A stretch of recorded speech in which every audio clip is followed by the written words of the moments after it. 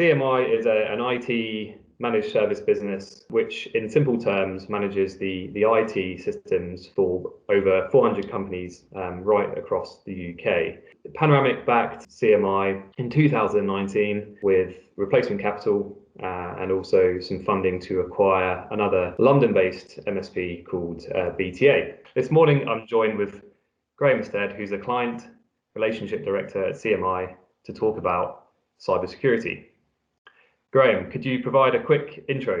Yeah, as you say, client relationship director. So to most, ultimately, that's sales and marketing director. So a lot of my role and my team's role is about keeping clients informed, raising their awareness, particularly around security. The awareness of the threats, the changing threats, the landscape. So a lot of that sort of education, information, advice, guidance. That's what we do. So why is cybersecurity such a critical issue for businesses at the moment? The reason it's really ramped up is that rush that we all went back in March.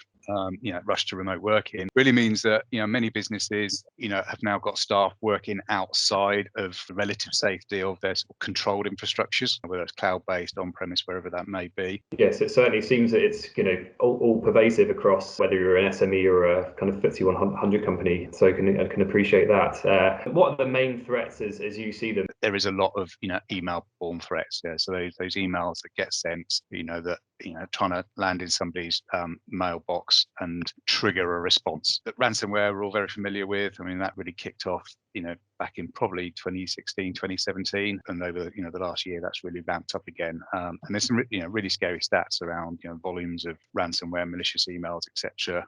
Thanks for highlighting some of those risks. Clearly the hacking and the threats are very topical using COVID, etc. But can you touch on how they might be becoming slightly more sophisticated? I mentioned ransomware. So, the intention of ransomware was the email would typically come into your inbox, you'd click on a link and some malicious code was downloaded and that started to encrypt the data on the company network. Of course, what's happening now is because there's an IT industry, we've responded to that.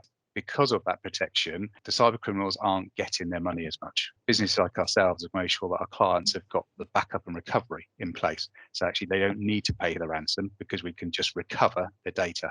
What impact will the Internet of Things have on cybersecurity? It's something that's pretty topical at the moment and increasing in society, I guess. From a business perspective, clearly IoT, artificial intelligence, AI, whatever you want to call it, is coming down the track. It's with us, but it's going to be increasingly part of what we do.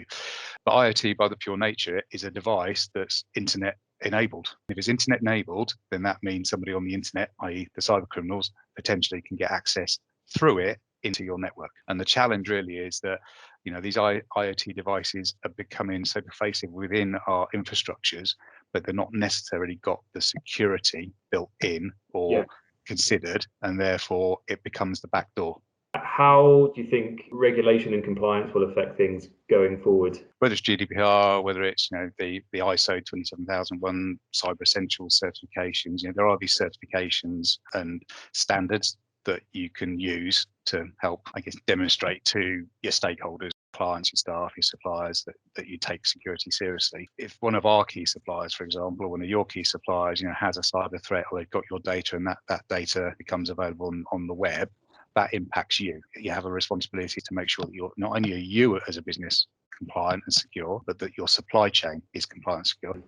And can you just touch upon how you help your customers with the cyber issue? Yeah. Start with technology, things from as simple as antivirus, firewall, the hardware, the software that can be put into an infrastructure to help protect and close the doors. The process piece is cybersecurity policy, GDPR compliance, cyber essential certification. So the processes that actually make things work. Probably the one most important piece over and above that is the people, and that is the security awareness. That is making people aware of the threats they've got. The best way I find of doing that is help them to think about it in their personal lives, because that really helps make it emotive, and that will seep into their practices and the habits in the workplace. And it certainly sounds like a holistic approach is needed for what is clearly a very complex and evolving part of everyone's lives and businesses.